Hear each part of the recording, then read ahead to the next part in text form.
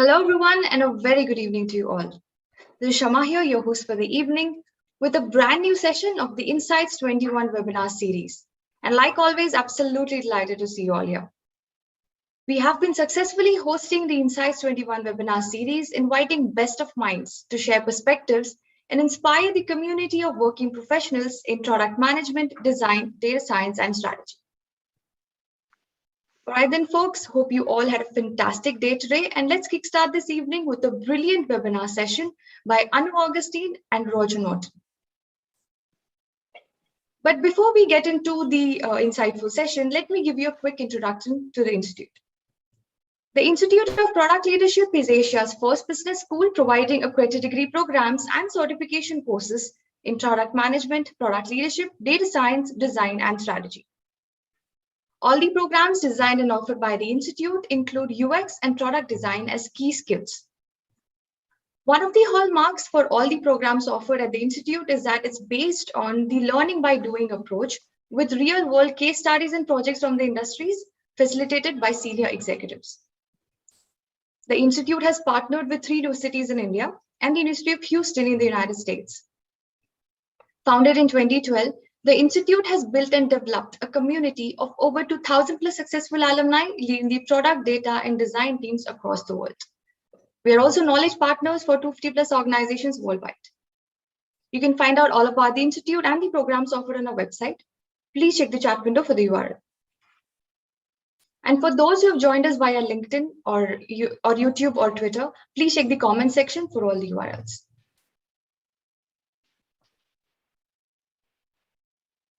Being in the space of executive education, we get a lot of questions on mid-career transitions. You may have questions like, how do you change from a current role to a product manager role? What are the essential skills needed for an aspiring product manager to be the best in the industry? Is the product management the right choice for me? Or just to understand the product management career paths and goals. We are more than willing to answer all your queries. All you need to do is scan the QR code on the screen for an elaborate one-on-one discussion with our faculty. Get an exclusive 30-minute session with our expert panel to clear all your doubts on transitioning to a product manager role. So if you have a burning career question, guys, I'll give you a moment here. Please scan the QR code. You can find the link to the same in the chat window.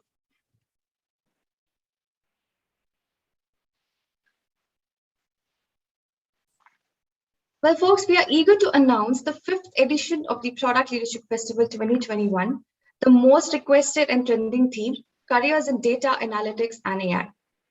This is a 10-day festival, folks, starting 8th to the 19th of November. And this edition includes 10 influential world-renowned AI leaders with informative keynotes covering the data science processes, strategies, and best practices to ensure a product is successful. You can see the speakers on the screen. The keynote session would include key competencies, skills required for professionals to move into data analyst, product analyst, or data-informed decision-making roles. So go ahead and register for these sessions by remarkable speakers right away. Please click on the link in the chat window for your VIP pass.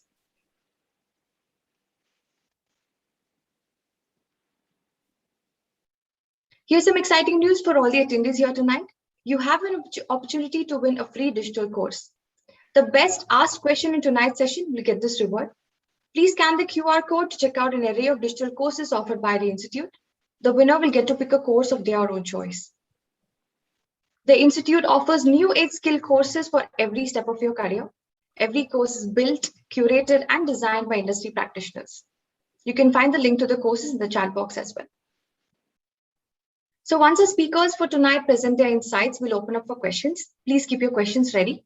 You can ask your questions on Zoom in the Q&A section or in the comment section for the LinkedIn viewers. Do not miss out on the opportunity, guys. Ask some really good, intriguing questions and win the free digital course. Now, without any further delay, coming to tonight's session on owning your product journey as product managers. Let me give an introduction to our distinguished and eminent speakers of tonight, Anu and Roger. Anu has over 20 years of experience in technology sector. She started her career as a software developer. She is an electronics and communication engineer and a certified pragmatic marketing professional. In 2016, she decided to follow her passion and founded NetDrock, a product management training, coaching, and consulting company. She's passionate about helping organization entrepreneurs create products that are valuable, usable, feasible, and viable. She trains and consults on product management, lean startup, and agile. In 2018, she was elected as one of the 50 most inspiring South African women in the field of science, technology, engineering, and mathematics. She's also a speaker and has spoken at Google Women's Tech Makers Program and various product conferences. A very warm welcome to you, Anu. Thrilled to have you here with us tonight. We also have Roger Norton with us to share his actionable insights on the subject. Roger is the head of product at Founders Factory Africa, where he helps the portfolio of African startups to grow teams, design product processes, and build great products. Previously, he was co-founder and COO of Trickster. And before that, he ran a startup studio, PlayLogix, that built over 50 tech products in 5 years. It's where he learned the value in validating the business model first and why he co-founded the Lead Iterator, that is a validation process to help entrepreneurs know what to focus on and help investors make investment decisions. Roger has also written a book called Start Here on how to build a startup. A very warm welcome to you too, Roger. Handing the session over to you. Yeah. Great, thanks very much for the handover. Anu, I think you're sharing your screen if you want to do the switch, and then I'll dive in. Thanks for the intro. And while we're pulling that up, if there are questions, we're watching the Zoom chat immediately. We'll follow up with the LinkedIn chat at the end of the session, but there will be quite a lot of time for questions. So if you have them, feel free to pop them through. We can pick them up. As mentioned, Anu and myself are working in the African startup ecosystem, doing a lot of agile and product consulting. And we've got a lot of,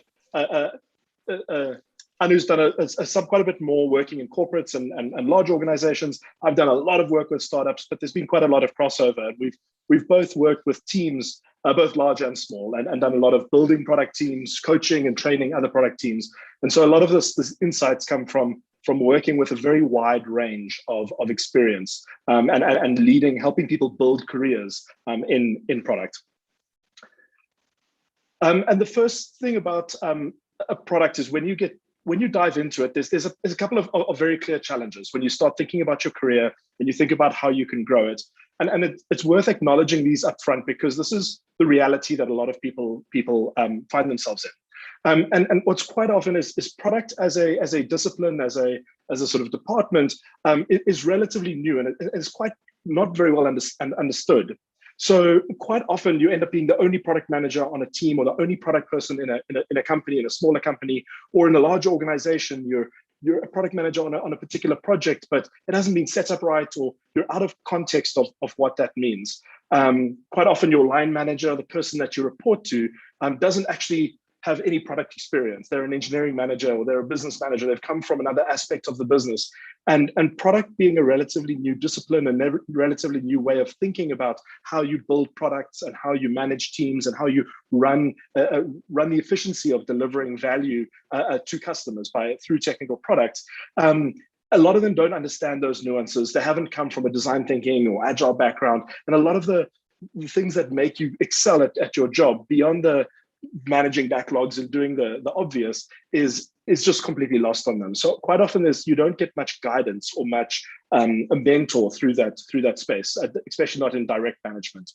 And building in that is the work environment. And often product teams are quite new. Developer teams or business analyst teams have been around for quite a long time. And the way that they fit into the organization is quite well defined.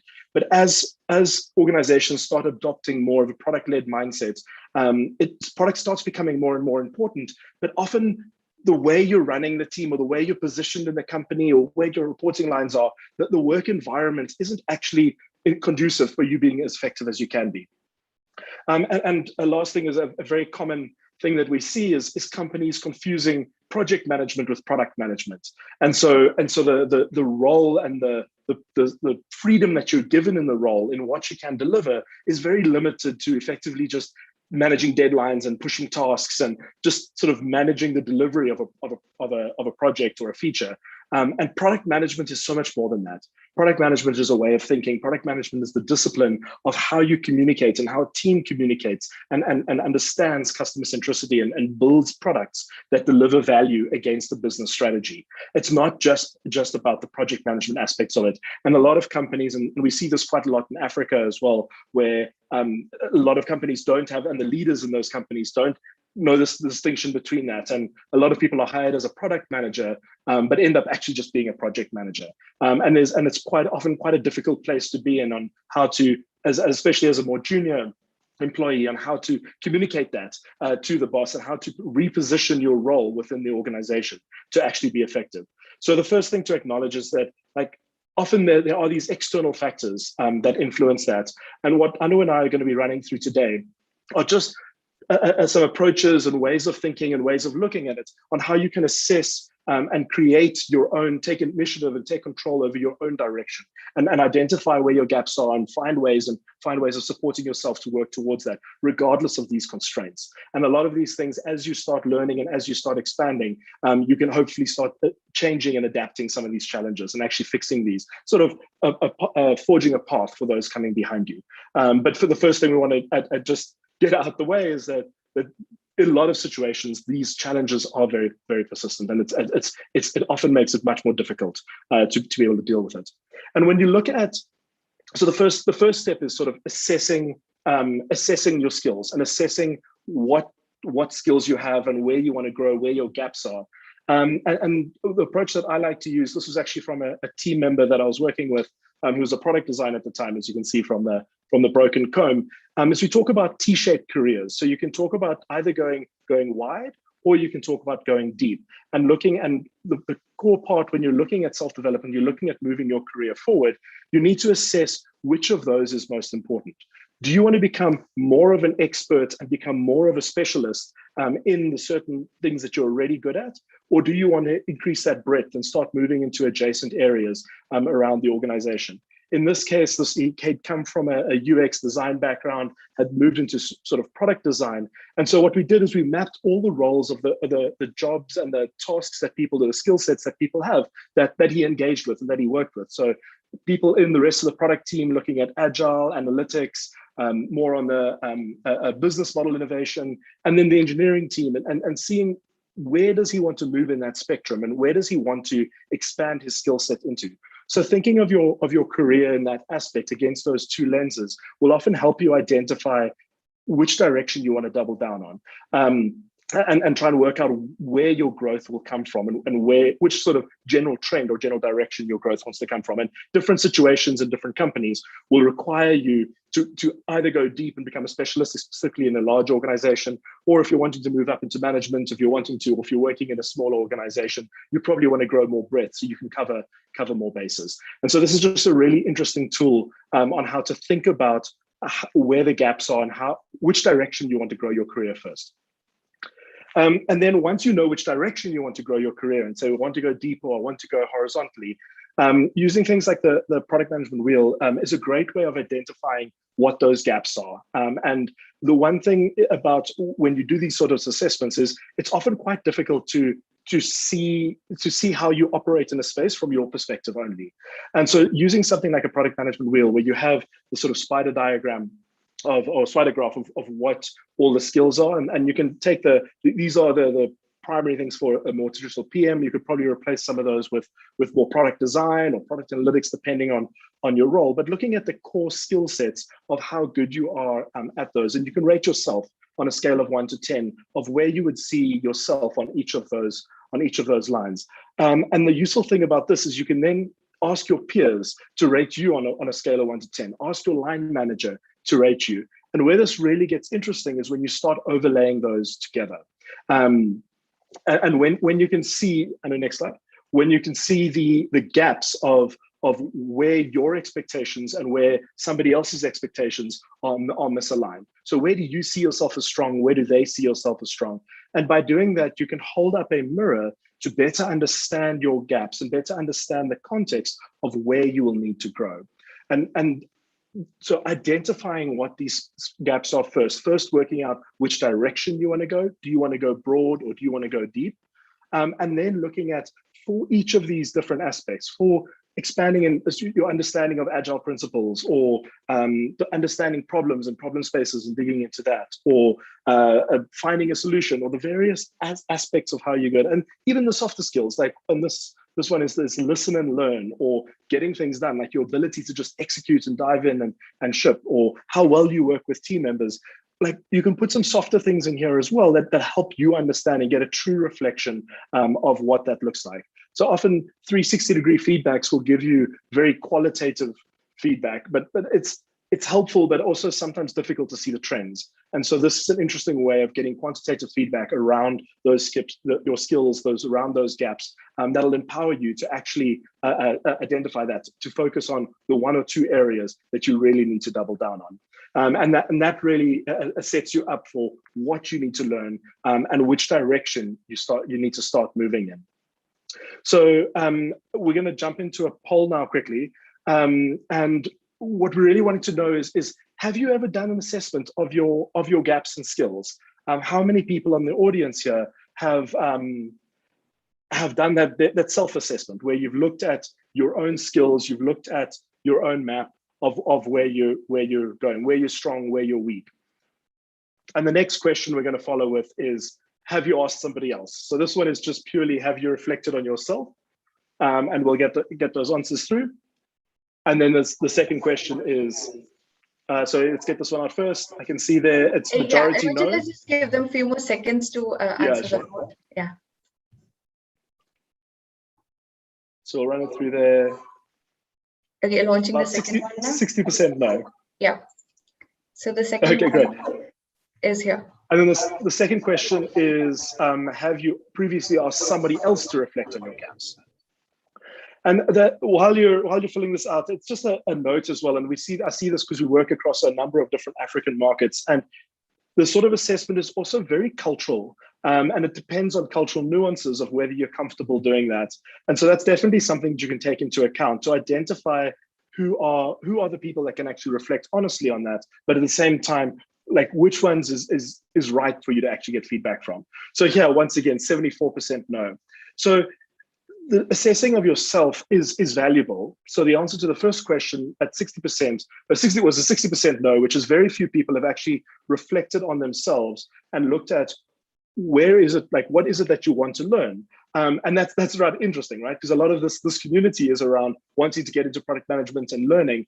And the one thing about your career, and specifically in something in a discipline that's incredibly new, like product management, that's being developed, and is constantly changing and iterating, is you can't just wait to be given the information of what you need. You can learn it and you can study it, and there's curriculums that you can guide it, and the Institute of Product Leadership is good for that. But at the same time, you need to be thinking critically about where you want your career to go. Product is one of those things that it's so broad. It can be design, it can be analytics, it can be more technical product engineering, it can be more Scrum Master or Agile or team coaches.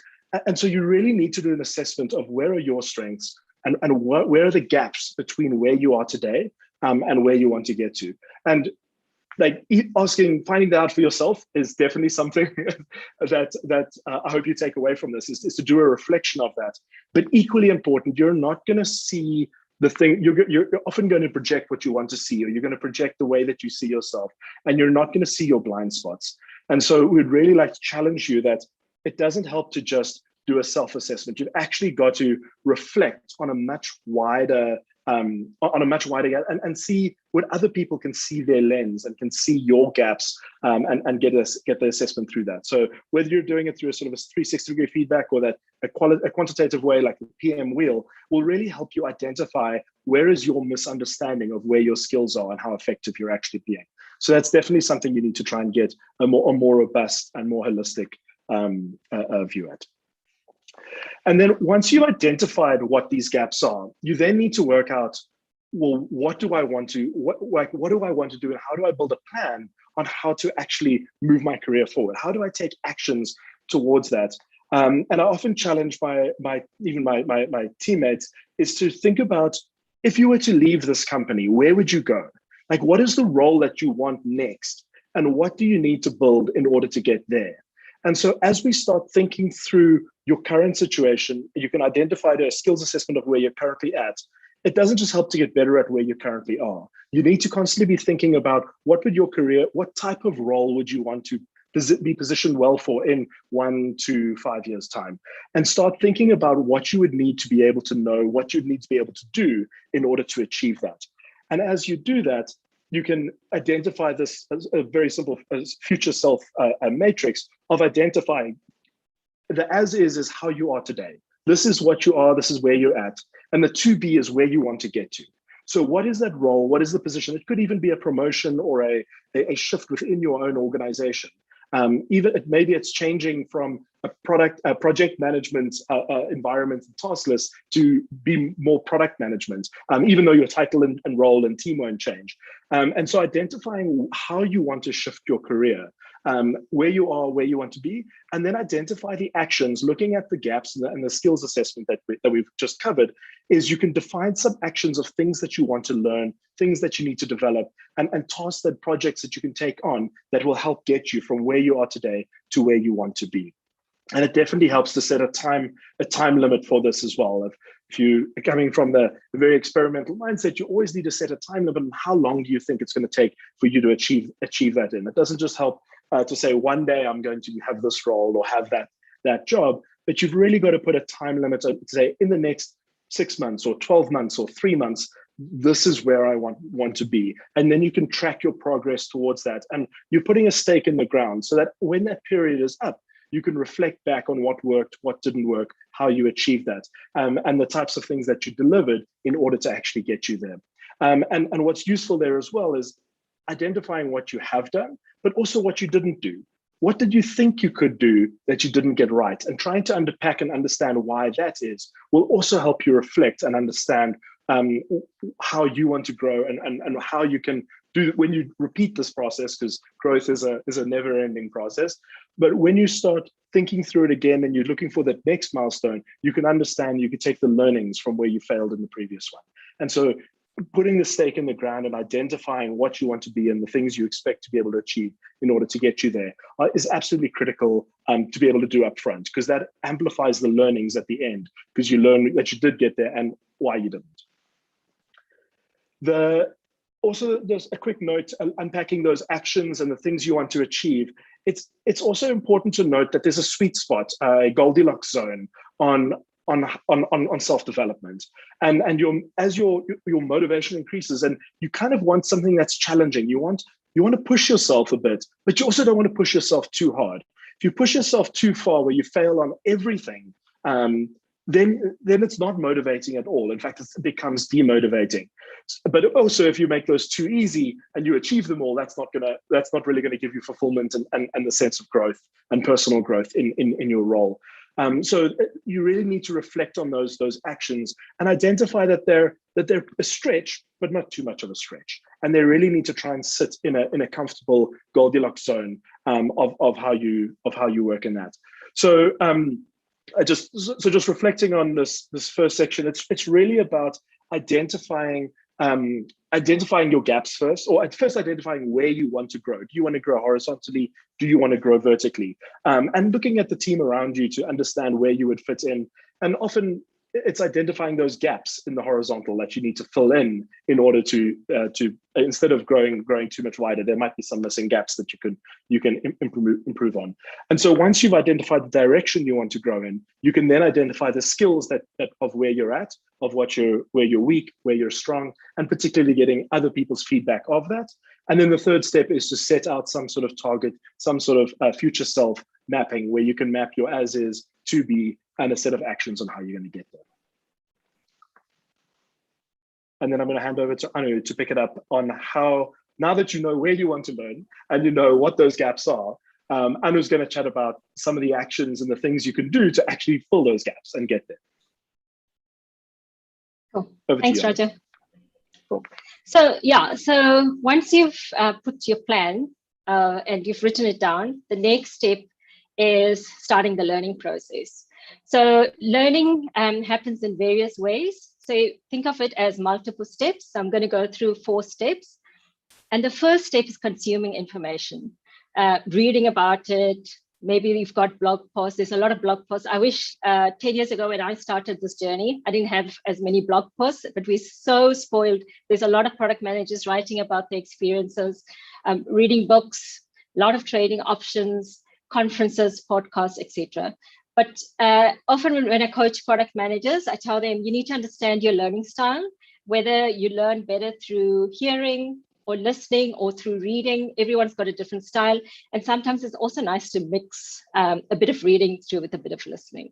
So we call that consuming. It's acquiring the new knowledge. So once you've identified your gaps, you need to acquire the knowledge and you need to start consuming information. So that's the first step. Then the second step is actually taking it and applying it. It's no use reading things and then you actually don't apply it because you're not likely to remember it and actually doesn't add value. So what you can do is speak to your manager about it, explain to them this is the gap, right? You've had the conversation, hopefully, when you came up with the, the assessment. It's a conversation you've had with your manager, and then you get hopefully a chance to apply what you're learning.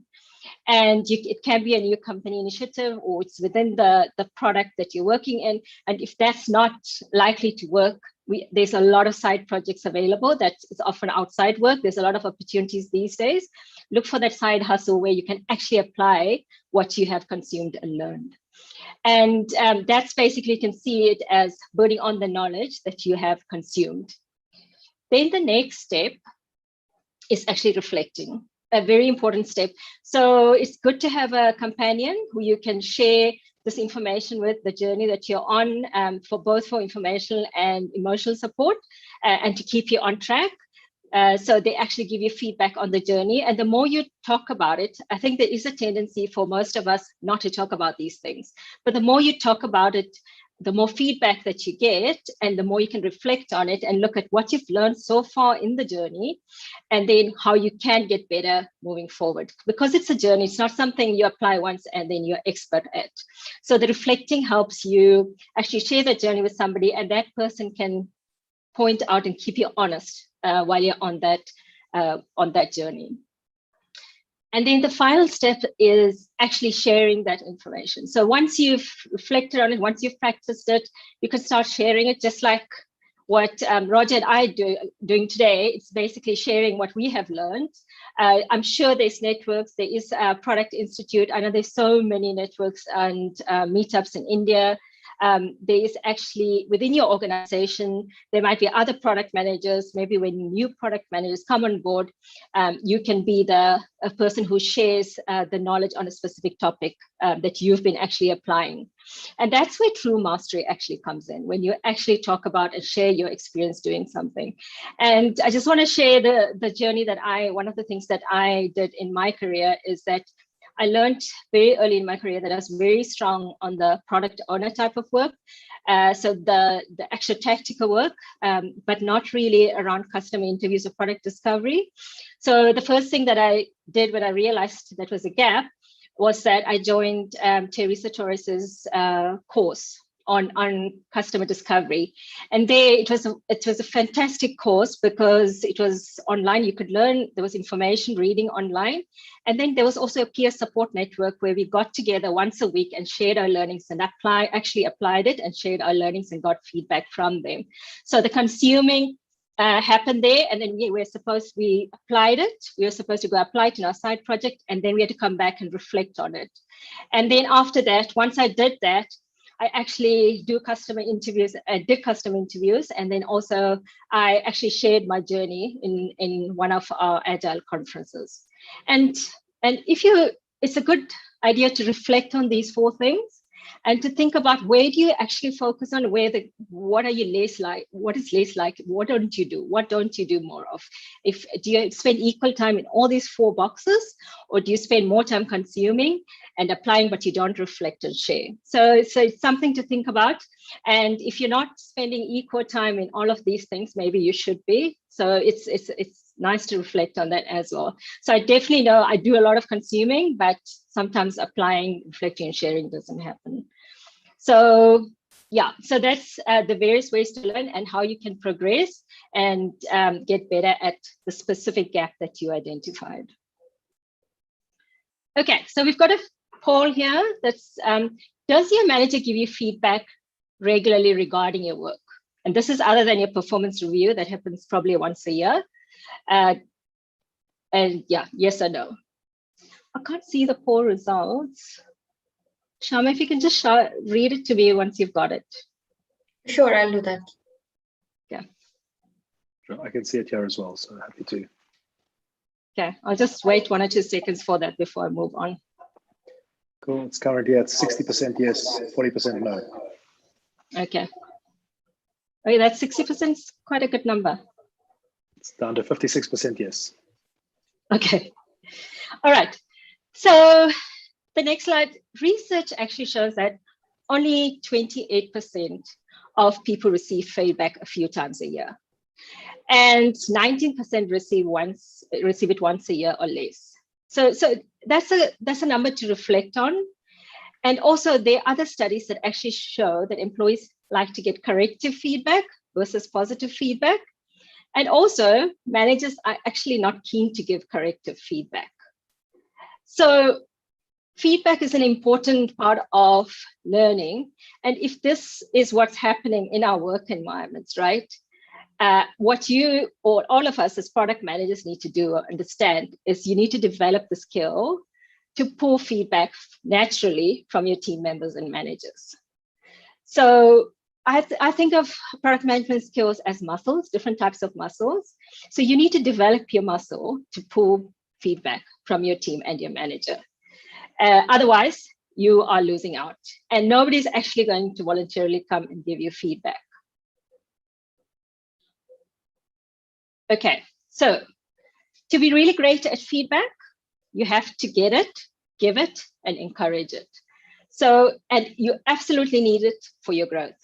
So why is feedback so important? So very important for me is it gives clarity on my areas of development. So I always ask for critical feedback and I always encourage product managers to ask for critical feedback and not positive feedback. Positive feedback is great and it's easier for people to give because it gives you reinforcement for what you're really doing well. However, what you need to grow, to accelerate your growth, is clarity around opportunities for development. And that's what you need to really be looking out for. And it also, as you get this feedback, it builds your confidence and also encourages everyone to take risks. If you build your confidence and then you are more likely to take risks, which is what you want in your teams. And when you have new people joining your team as product managers, right? When you give them this positive feedback and really feedback on where they can improve, it kind of combats imposter syndrome, which almost everyone has, right? So, you want to try and prevent that by giving them feedback. So always encourage managers or head of products to give feedback, but that's not an excuse for you as a product manager to get feedback as well. You need to ask for it. It also generally makes, work environments fun and pleasant. So yeah. Okay, we've got the results. Okay, so how do you go about getting feedback, right? So be very persistent. So not just with your manager, you can also get it from your team members. So as product managers, if you think about it, right? You are facilitating meetings, you are running design sprints, you are facilitating sprint planning. There is so many micro moments that you can get feedback. You don't have to wait for that performance review. So what I would encourage is that you sincerely keep asking people and ask them after every single meeting where you've had to facilitate or where you've had a difficult meeting and you responded in a not so great way. Don't shy away. Find out the right approach, the right situation, when to ask for feedback and ask for it and express that you genuinely want it. And sometimes there is fear, but fight that fear and ask for that feedback. And when someone does give you that feedback, right? I like to treat it as a precious gift because your manager is often not likely to give it because it's sometimes a very difficult conversation. And when they do give it, please thank them the first thing, thank them for that feedback and tell them you really appreciate it. And the next thing that you need to do is make it very visible, the changes that you are making based on that feedback. And sometimes these changes do take time and that's okay, but clearly show them that you're working towards it, and keep them part of that journey. And very important is there is going to be cases where you're going to actually disagree with the feedback. And when you receive that feedback and if you're feeling like emotions and angry and quite upset, don't respond immediately. Just tell them, I hear you, let me think about it, and I'll come back to you on that. Very useful to do that, because otherwise you're going to react emotionally. And do get back to them with the full explanation of why you don't necessarily agree with it, and they might actually give you some other feedback on top of that. And the key thing I want to highlight is that when you receive feedback, and if people feel punished because you give them that feedback, that's probably where it's going to stop. So don't you need to be grateful, and so don't punish them for it. And also show them the progress. If you don't show them, and if they feel like you're not doing anything with that feedback, they are likely not to continue with that. So make it work. So generally, if there is no feedback culture in your team, there's nothing stopping from you starting it. There's no excuse. And once you start encouraging that, who knows what others will do. It might be easier for everyone to give each other feedback. And it also keep in mind, it doesn't have to be feedback from your manager. If that's difficult, it's from your peers as well. And I've also worked in environments where I've got one or two great peers that I've worked with. And before every session or meeting I went to, I would actually ask her, please, can you just observe what I'm doing and give me feedback after the session? So you've got to find the right situation, the right approach that works for you. Okay, so then how to ask for feedback, right? So I'm assuming most of you do have one-on-one sessions with your line manager. When you do have those one-on-one sessions, right, try and keep it very specific on how you ask the question. So if you ask for them, do you have any feedback? You're not likely to get very much detailed feedback. What you do want to ask them is think about the last week that you had sessions or meetings, and ask them very specific questions about those meetings. So you might ask something like, in the strategy meeting that we had last week, when I presented the strategy, I felt like the customer success team really was very uncomfortable with the strategies that I put forward. Did you feel the same, or am I not reading it correctly? So it's actually very specific. You're asking very specific feedback about a session you had last week. Another way to ask is perhaps tell your manager, I've got 500 things on my table at the moment. I've decided to focus on these 3 things because I feel like that's what the right focus is. And I'm not actually going to focus on these 10 other things because I just can't do it at the moment. What I'm keen to hear your thoughts on it. So that's the kind of conversations you need to have, because if you are very specific, you will get more valid and detailed feedback.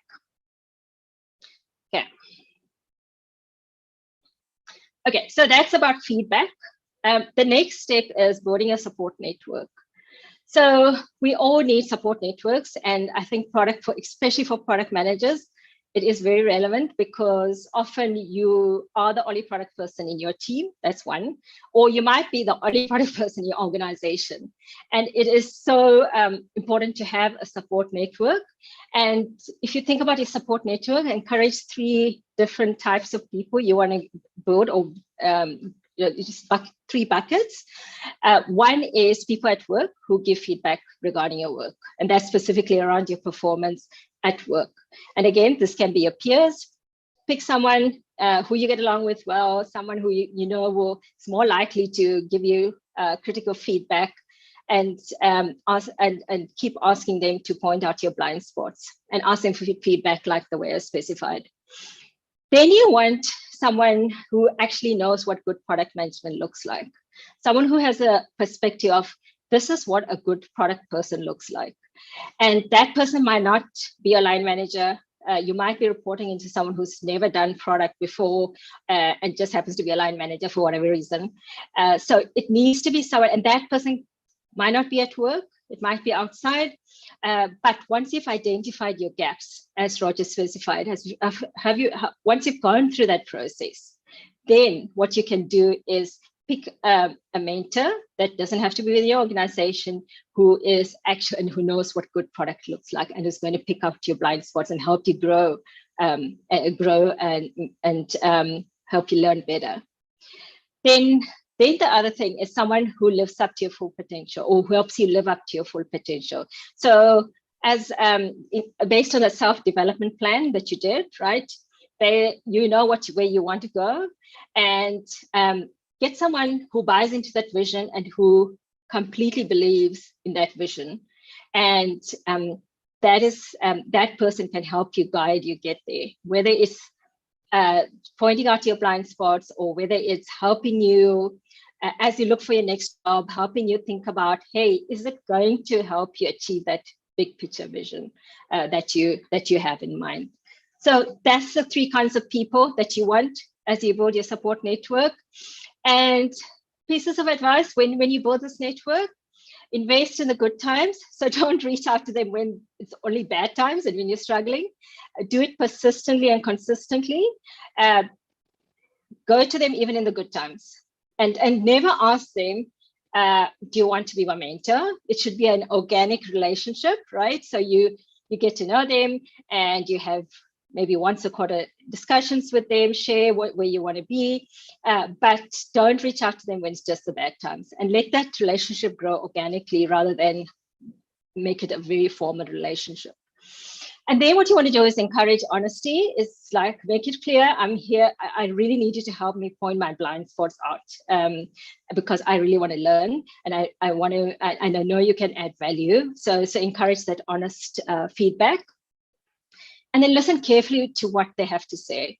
You'll get so many golden nuggets from them, and listen carefully and write them down. And some of them you'll remember forever, because I have, there is definitely things that I've got from my mentors. So for speaking in public speaking, for example, I know I do a lot of ums, and I don't always realize it, but someone told me. It was really critical feedback, but I appreciate it, and listen carefully and write it down, because that's what you need to improve. And then another thing to keep in mind is that support network might have to change over time. So as you grow as a product manager and you decide you want to go more into the product side versus you want to manage people, that board of directors or support network will change, and you need to refresh it. Continuously refresh it. So, for example, when I became a senior product manager and then I decided to start my own company, my network changed, my support network changed, because then I wanted to network with more people who've created consulting companies and who are more successful, and therefore my network actually changed a bit, because they would give me more relevant feedback. And then, seek diversity in both thought and experience. It's nice to get diverse perspectives. We tend to hook onto people that think like us, but that doesn't give diversity. It's also part of the interviewing process with product managers. You tend to like product managers who are similar to you, but it's no use having 5 product managers in an organization that are very similar to you. You want diverse people who have different strengths. So similar to that, build your support network very carefully in terms of diversity, in terms of thought and experience. Okay, I just wanted to share this picture with you. So this is our little support network in Cape Town, South Africa. So this is our little coaching circle.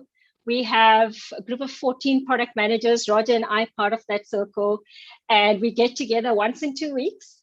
And the group itself, we get together and decide what we want to learn. And then sometimes we bring a speaker, an expert speaker to speak, or sometimes, and actually most of the times, it's the group itself that shares their learnings, and we choose a topic, and it's a topic that resonates with most of the product managers. And sometimes one of the product managers run a workshop, or sometimes it's a lean coffee style where we share challenges and we get feedback and ideas from the other product managers. And that's our little support network. So you can also, this is more like a peer-to-peer support network where we have product managers with similar experience.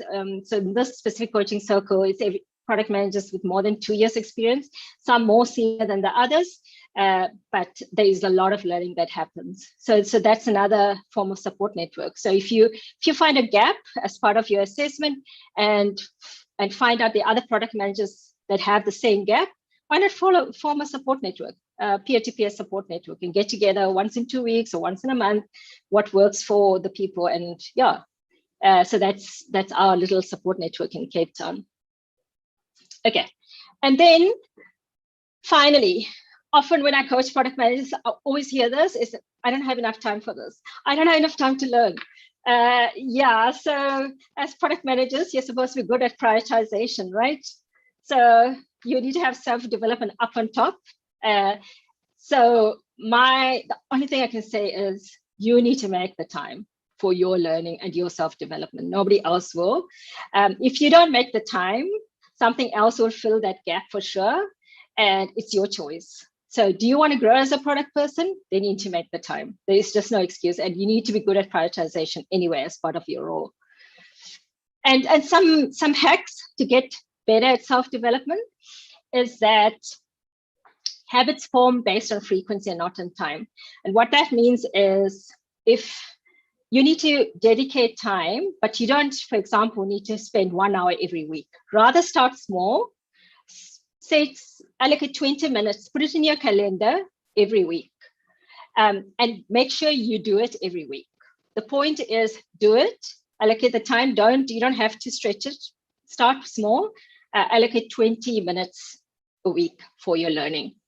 And then get an accountability partner who actually checks in with you regularly in terms of, hey, how's that learning going? Because that will keep you honest. And then the other thing to remember, and this is where the peer-to-peer support network works as well, is that we pick up habits from people around us. So if you are around other product managers who for them learning is a priority, you will also do it. So surround yourself with other product managers who also value self-development. That will put some pressure. It's some healthy pressure on you to do it.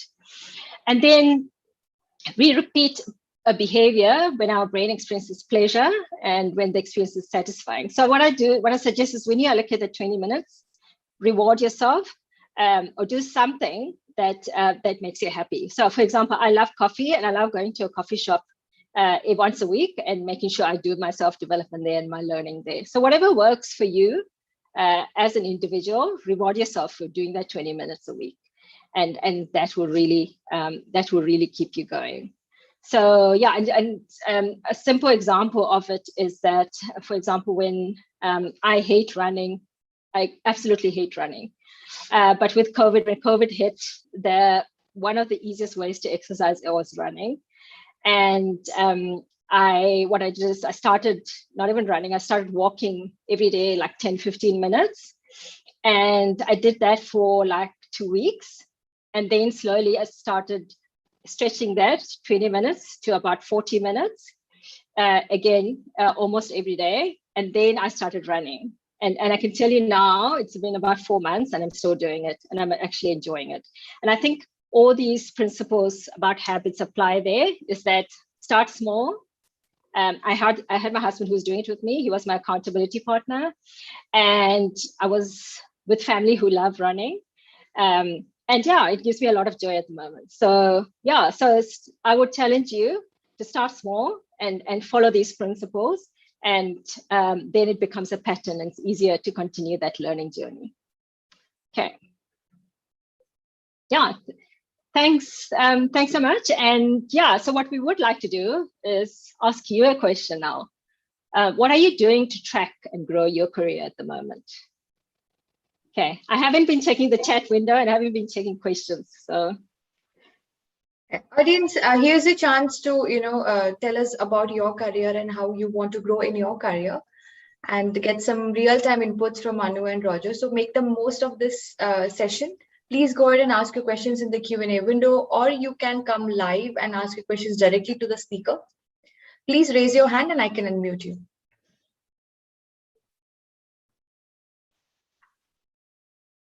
While you're doing that, I'll just add a small point in there. Often, like building a habit of learning is critical, specifically when our product moves so fast and there's new things and new frameworks coming out so quickly. So one easy habit that is easy to get started with is sort of read an article a day or 3 per week. And that's the kind of thing that if by Friday you haven't done it, you can actually churn through and catch up on what you've missed. And you start building a habit of just every day consuming, learning something new, expanding your horizon, and then seeing how you can apply that. Great. So we have this first question from Chandrika. Chandrika, please go ahead and ask a question. You're live. Yeah, thanks for the good session. So I'm Chandrika. So currently I'm in product owner role, and I wanted to start my career into product management. So started with small trainings like some courses in academia. So that's about the product strategy and marketing studies, and also competitive analysis. So I started with these things and what else I can do, because currently I'm not into product management role, but I just want to go to that role. So what else I need to do when I don't have hands-on experience? Chandrika, a quick question. Are there product managers at your company or? Yeah, but not full time. I mean, product management role, they don't give to offshore. So we have it onshore, but not at the offshore. So it is a little difficult because the on-job training is not there for most of the people. Okay. Anuga, do you want to dive in or shall I? Yeah, I can give. So Chandrika, so you said it's offshore, there are product managers. So one thing I can think of is you can try, and there is nothing stopping you with sharing or telling them that you're quite interested, and you can almost shadow them in a way it's possible. So that's one thing. I wouldn't shy away from saying that, showing your interest in product management or speaking to your manager about it, and then shadowing some of the product managers, what you can do remotely. So that's one thing I'd suggest. And then the other thing I'd suggest is looking at side projects. So outside your organization. So I know there is a lot of programs outside in India as well, where you can possibly try out some of the elements of product management. So look at a side hustle. Maybe it's a startup that, startups are always, they need people, and they're always like people who are willing to help out, and you've got some experience, and you've obviously got the product owner experience. And maybe you can start off with helping some of the product owner experience, but telling and also helping with some of the product strategy stuff. So that's something I can recommend. Okay. Yeah, thank you. Yeah, I agree with that. Just one thing to add to Anu's first point around just raising your interest is find some tasks that they're doing. And if it's in the same company, you should be able to share information and ask them for the documents they're writing, or ask them for a bit of insight into some of the work they're doing. And depending on also, like when you're practicing or when you're wanting to assess things, you have a bit of understanding or context of the business. Let's see if you can actually do the task, and then ask them for their version and see how you can improve or what you can learn on. So the work that you do doesn't have to like contributing to the company. While you're learning, you can shadow what other people are doing and actually start doing those tasks, start doing your own version, and then reflecting against theirs, or looking at what they've done and trying to unpack that, and then see if you can write your own one for a different product or feature or a different area. So like there are still communication around that even if you can't do the work, or if you can't shadow them because of time zones, you can still look at the output of the work that they're delivering and try and attempt that yourself and see where that comparison is, even if they're not going to use your version until you can actually feel comfortable enough that you can maybe share it with them and see if they want to use that to incorporate that and start doing more of that kind of work. Okay. Yeah. Obviously, with the team management stuff, it becomes a bit more difficult. Yeah, correct. Thank you so much, Anu and Roga.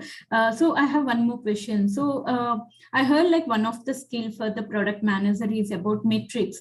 So may I know what exact metrics it is? What are the KPIs that we need to look into? Is it like a return on investment or something else?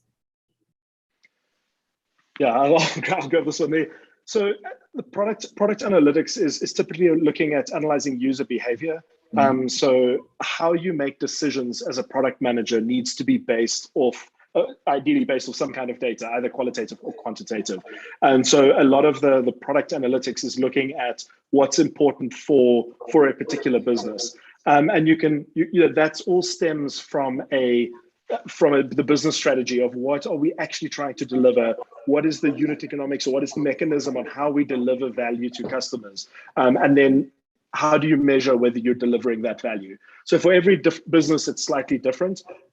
There's a couple of Lean Analytics is a good book to start with as a good baseline to get you thinking about how you track analytics and how you do that in the simplest way. But it's really just looking at how do we make data-driven decisions, and what are we tracking of user behavior that we can analyze to get insights in order to drive future product prioritization and feature design. Okay, fantastic. Thank you. Well, thank you, Chandrika, for the great question. I think we'll move on to the next one due to time constraints. Yeah. And Jack Tilbury, you could go ahead and ask your question.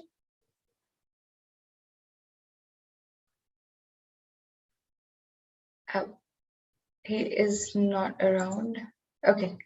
There's another question from LinkedIn by Adi. Hi, guys. Oh, okay. Go ahead, Jack. Ask. Hi, Roger. Can you guys hear me? Yes, hi. Perfect. So it's a very interesting point you mentioned on the hold yourself accountable and the route of actually getting a buddy in the space as well. Yes. I think we just lost Jack. Jack, it sounds like it sounds like your audio is dropping. Maybe drop your question in the chat and we'll pick it up from there. Okay. Meanwhile, we'll take this another question by Adinath on the LinkedIn. What do you think about a launch at all cost attitude by product managers or by organizations? So just repeat that question again. Okay. What do you think about launch at all cost attitude by product managers or by organizations? Yeah, that's yeah. So I think that forms part of maybe the culture of the organization, right? So it's just a tricky one. So we shouldn't be launching at all costs, right?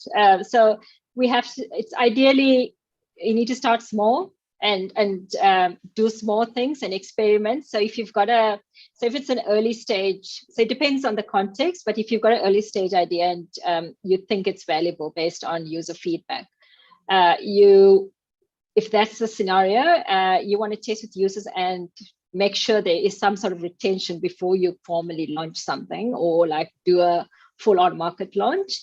If it is like small incremental improvements on features, for example, and launch it at all costs, well, we do have there should be a process around testing and that you're comfortable as a product manager based on feedback from your product team that it's safe to release this feature. And if management says launch it irrespective of what you say, I think sometimes you have to let people fail and feel the pain, and then maybe it won't happen again. So if it's a strong culture in the organization, sometimes you have to go through a painful journey and hopefully people learn from that.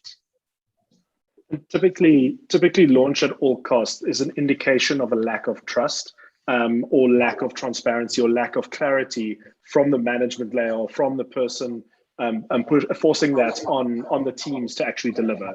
So it's understanding why do they not have the transparency, or why are they not clear on that? Because normally they're pushing you to launch because they just want to get it out. They don't understand the implications of getting it wrong, or they don't trust that. They believe that you're just making work instead of actually delivering it on time, or they need to hit their mandate. And so trying to understand like why are we pushing for that? Like, are we still going to deliver value to users by doing that?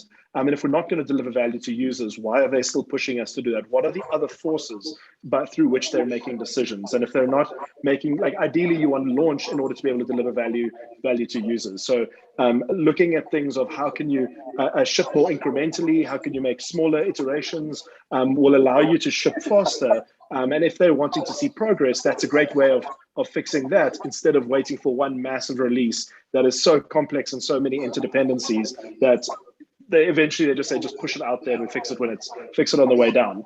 But normally when you're getting forced into that situation, it means that there's some kind of underlying issue and force in the organization that's pushing you in the wrong direction. And that's what you actually need to try and fix, is identify that sort of the root cause, and what are those real motivations that aren't being articulated and that are coming out in that pressure.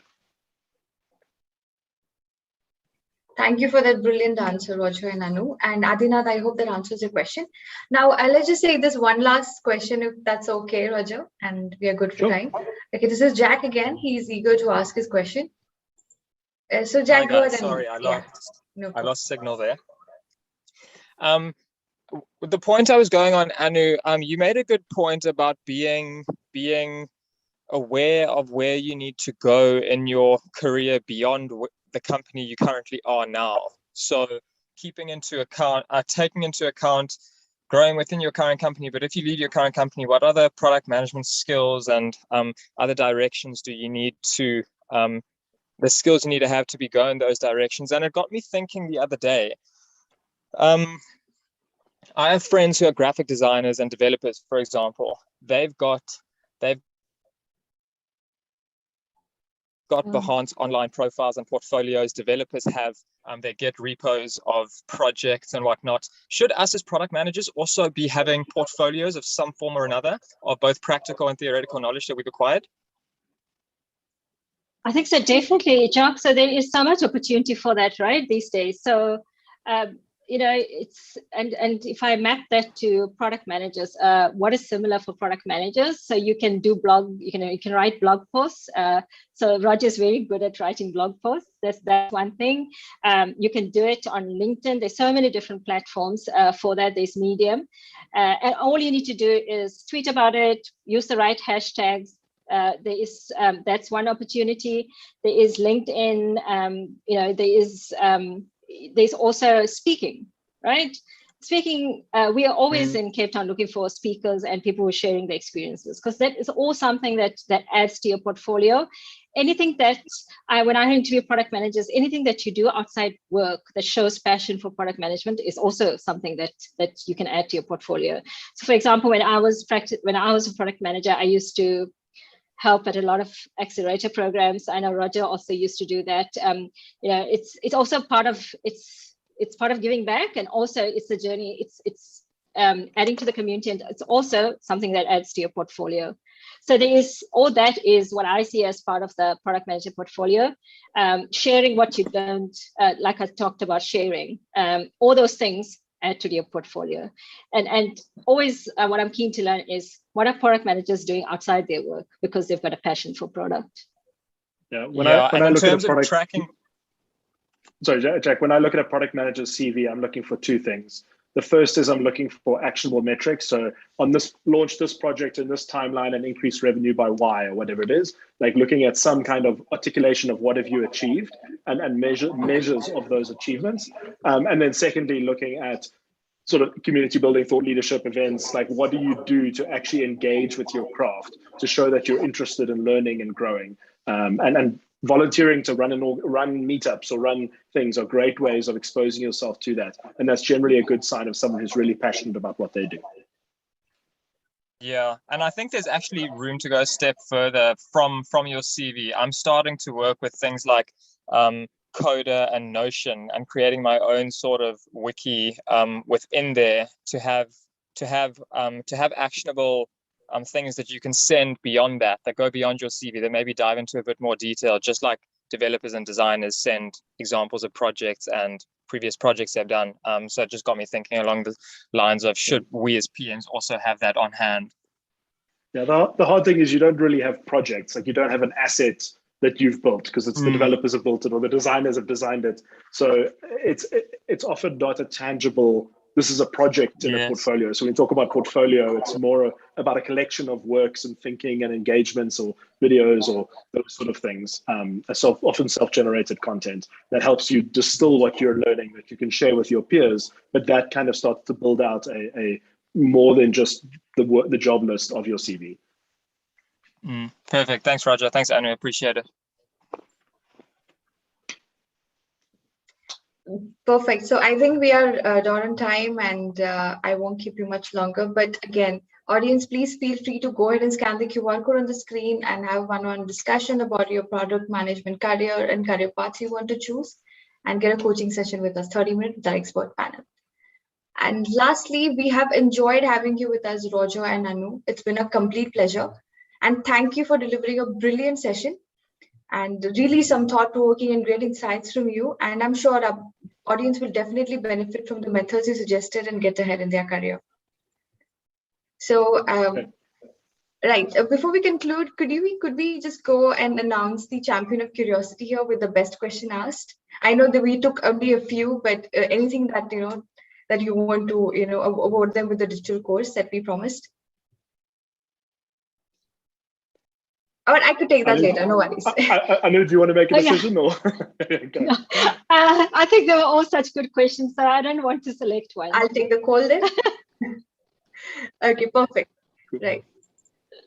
So again, Anu, thank you for joining us and sharing your time and thoughts with us. And please accept the certificate of appreciation, a small gesture from the Institute.